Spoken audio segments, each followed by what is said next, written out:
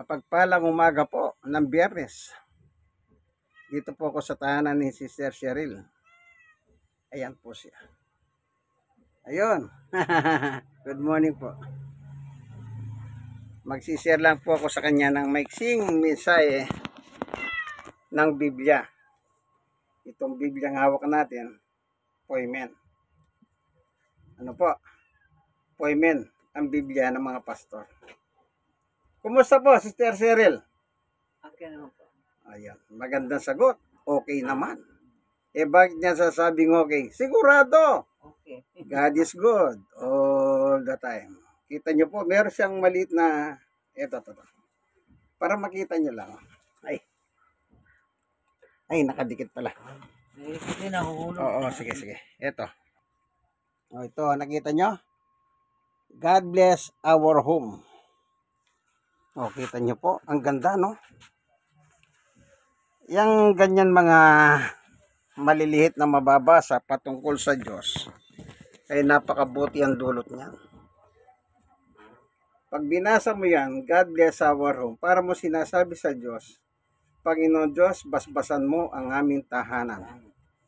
Pag sinabing tahanan, binubuho po ng tatay, nanay, anak, apo, kung ano man yung nakatira, pamilya, in short. Para mong kinakausap ang Panginoon Diyos na i-bless mo po kaming lahat dito sa aming tahanan. Yan po ang tahanan, binubuho ng pamilya. Diba? God is good all the time. Alam niyo po ba, ang Biblia po, kagaya nito, ito kung gusto mong matuto patungkol sa salita ng Diyos, wala kang bubuklatin, wala kang pakikinggan, kundi yung nakasulat dito. Alam niyo po ba, ang buhay natin, kaya tayo umiinga tayo, nabubuhay tayo sa madalit salita, dahil po sa Diyos yan. Ang buhay natin, binigay ng Diyos. Para saan? Ito, babasahin natin. Ayon kay Apostol Pablo. Si Pablo po ay apostol ng ating Panginoon Diyos through Jesus Christ. Ano? Sa unang Korinto, ang sabi ni Pablo, itong buhay natin, buhay ko, buhay ninyo, buhay nating lahat. Itong sabi niya. Unang Korinto 6:19. Ganito po ang nakasulat. Sabi ni Apostol Pablo, hindi, ito.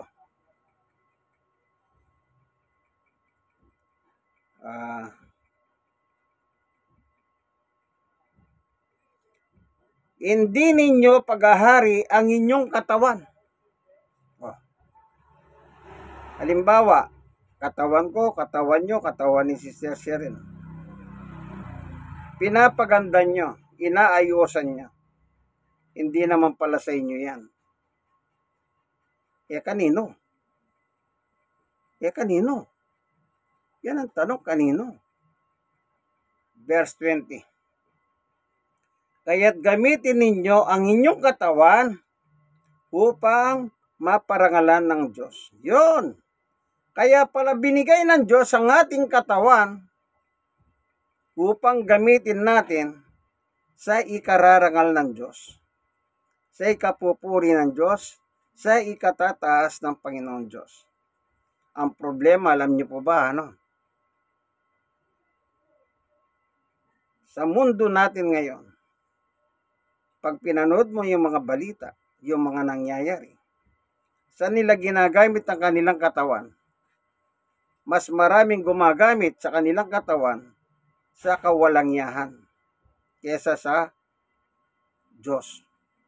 Sa aking napapanood, mas marami po yung gumagamit ng katawan sa kawalangyahan. Bakit ganon? Imbis na gamitin mo yung katawan mo sa kabutihan ng Diyos, ba't ang ginagawa mo, ang katawan mo, pinagagamit mo sa masama? Sa dyablo o satanas? Bakit? Kasi po, Shabu. Sa buong daigdig, number 1 ang shabu.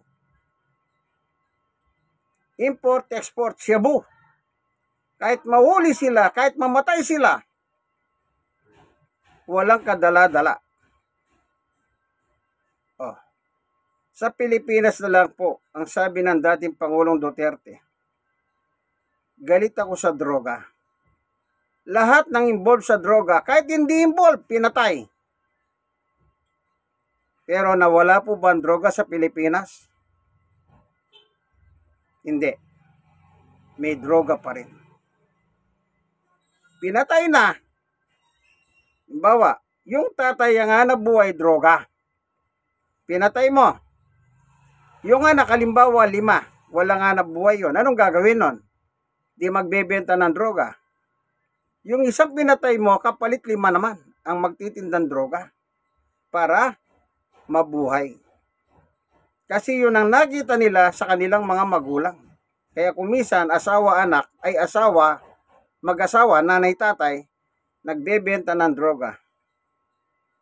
Kita nyo po yung mga palabas sa television, ina-adapt nila ngayon na yung mag-asawa, hanganap buhay, droga. Kasi pinapakita ng mga palabas sa television, yun ang reality ngayon sa ibabaw ng mundo, especially Pilipinas. Wala tayong magawa. Kasi nandito pa po tayo sa lupa. Ang lupa ng ating tinutungtungan ay yung kay Juan. Tingnan natin kung sino nagpapatakbo ng mundong ito. Unang Juan 5:19. Ang buong sanlibutan ay nasa kapangyarihan ng dyablo. Buong sanlibutan. The entire universe under the control of the Satan, the devil one. Siya ang kumukontrol sa buong mundo. Kaya tingnan nyo, kahit sino maupo sa mataas na posisyon, Pilipinas, Pangulo, sa ibang bansa, Reyna, Ari. Ang tanong, nawala ba ang droga? Hindi po. Kasi madali pong kumita sa droga. Bakit? Iabot mo lang Abot-abot lang. Meron ka ng pera. Nakikita ko po yun. At nakita ko rin na habang nagbabible study ako, may mga pulis. Sa isang pagkakataon na Bible study ko naman, nag-raid ang mga pulis at meron po silang dinala. Yung una, yung pulis hindi gumalaw. Kasi naisip nila nagba-Bible study ako. Pero yung isang Bible study ko sa gabi,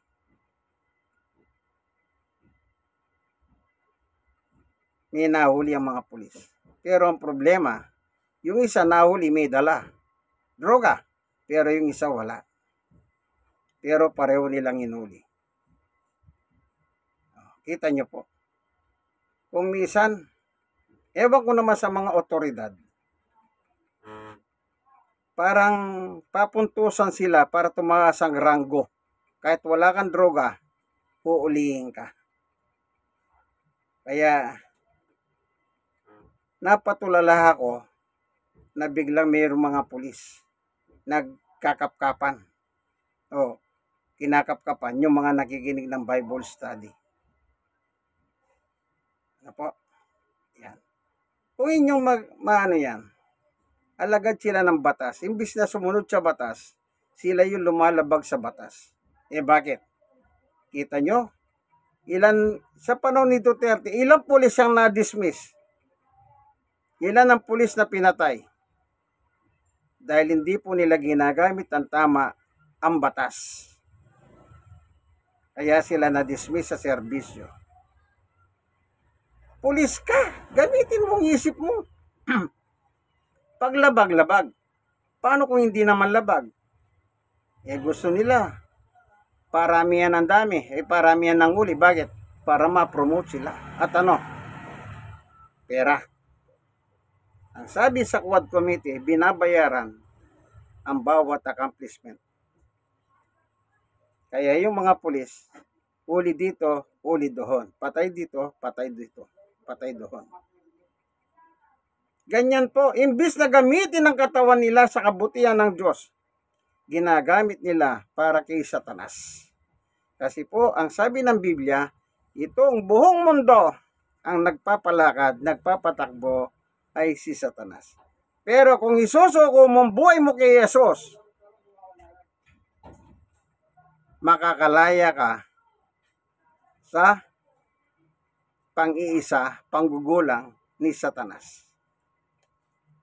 Makakalaya ka. Panguli po. Dito po sa Galacia, sabi ni Apostol Pablo, 5:1, malaya na kayo dahil pinalaya kayo ni Kristo. Kaya't magpakatatag tayo at wag nang magpahalipin pang muli. Yun.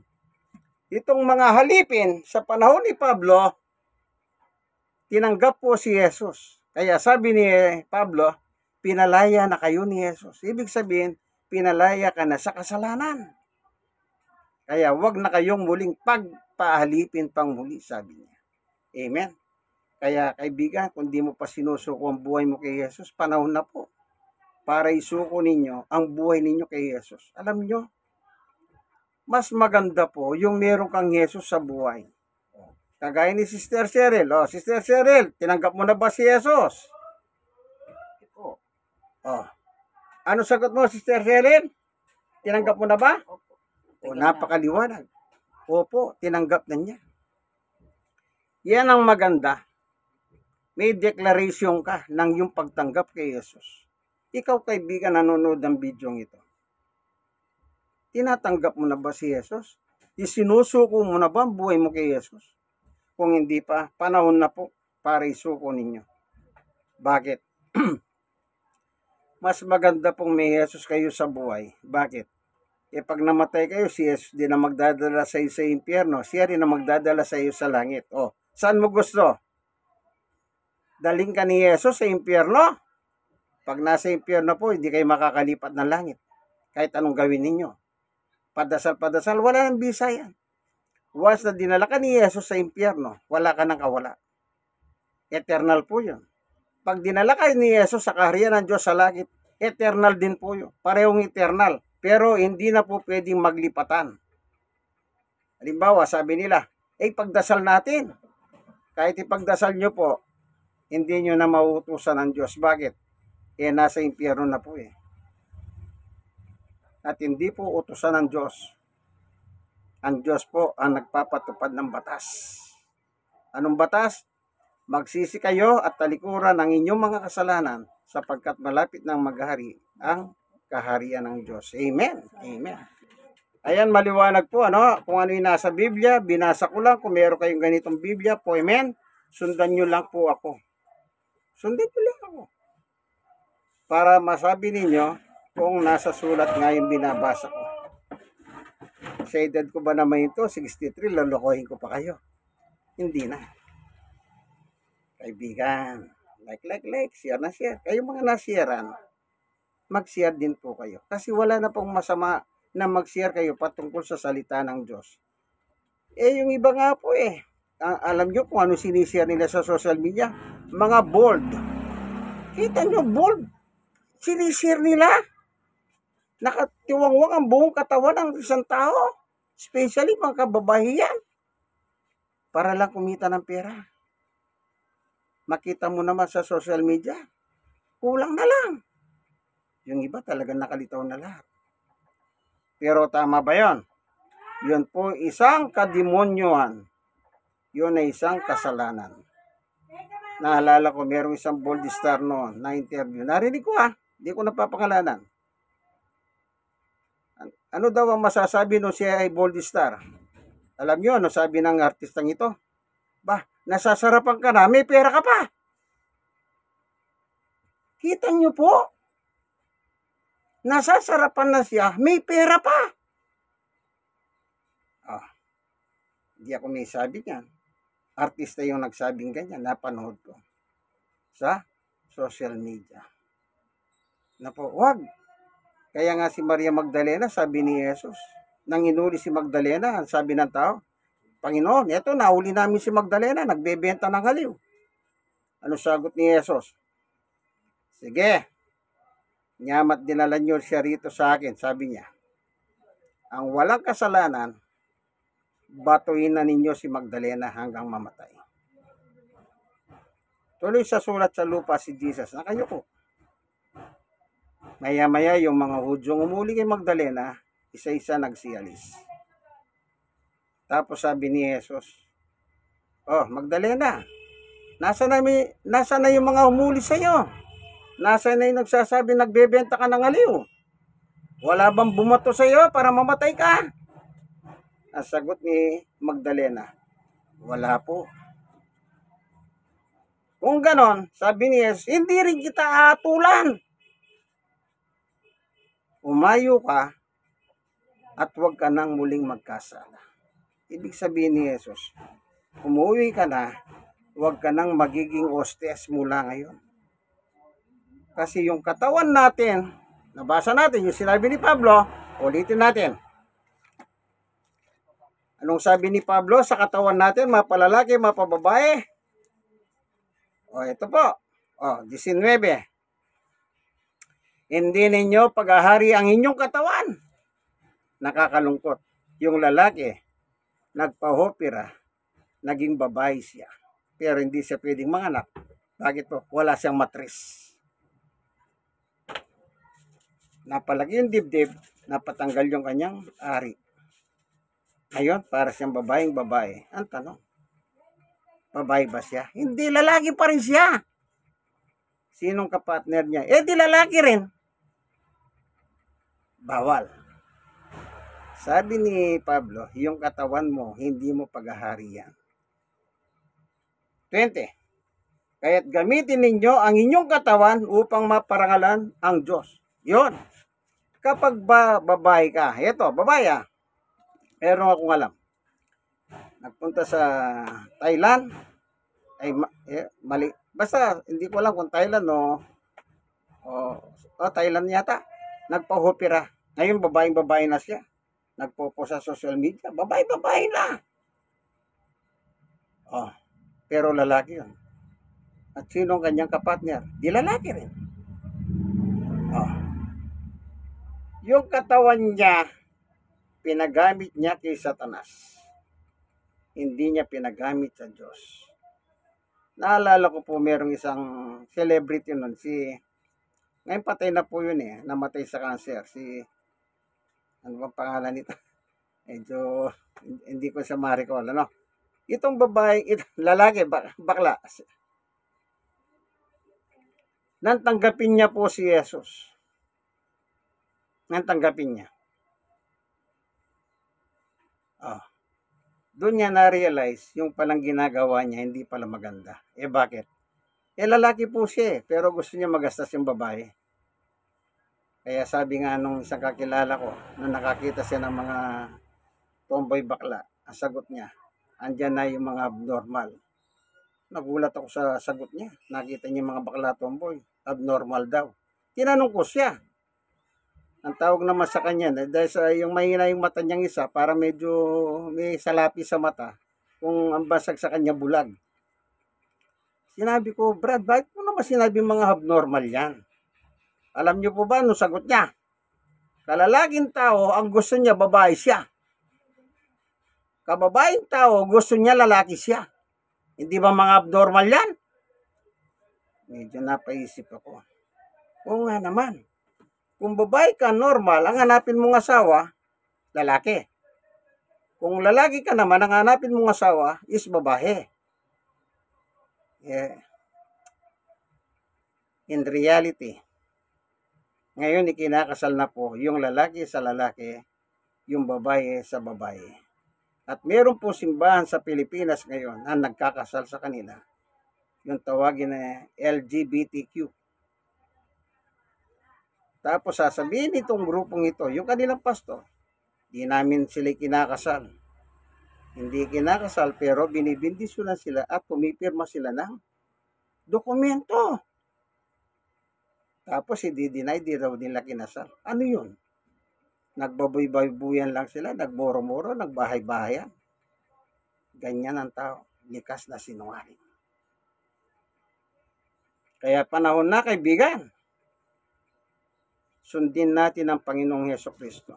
Siya lang po pwedeng magdala sa atin sa langit. Siya rin ang pwedeng magtapon sa atin sa apoy ng impyerno. Pag tinapon tayo sa impyerno, hindi ka makakalipat ng langit. Pag nasa langit ka, hindi ka rin pwedeng lumipat sa impyerno. Mateo, Lucas 19 hanggang 31. Yung kasaysayan ng mayaman at pulubi. Kung saan sila nagpunta, nasabay silang namatay. Yung mayaman na maramot, nandun sa dako ng apoy ng pagdurusa, at yun naman pong pulubi ay nasa paraiso ng Diyos. Amen. Salamat, Panginoon, sa katotohanan ni binahagi mo sa amin na kami pong mga tao at dapat itong aming katawan namin, ipagamit namin sa iyo. At kung sakali man po, may mga nanonood ng video ito na iba ang kanilang katwiran, baguhin mo po sila. Ikaw lang po pwedeng magbago sa kanila. Sapagkat sa Diyos, walang imposible. God is good all the time. Magandang umaga po sa inyong muli, ano? Ito po, minsan pa pipicturean natin yung ating nakasama. Ayun po sila. Yan. Ayun. Sister, anong pangalan mo? Joy po. Oy, ang gandang pangalan. Ang Timano, masaya na. Joy to the world, the Lord has come. Kantang Pasko po yan. Merry Christmas. Sige, ano po? Salamat at sana muli makasama kayo. Sister Joy, ano? Mother mo siya? Opo. Oh, yan. Dinadala ko sa misa sa isang linggo, ano? Para ibahagi ang salita ng Panginoon. God bless us all po. Bye-bye. Bye-bye. Salamat po. O, kaway-kaway po kayo. Sister.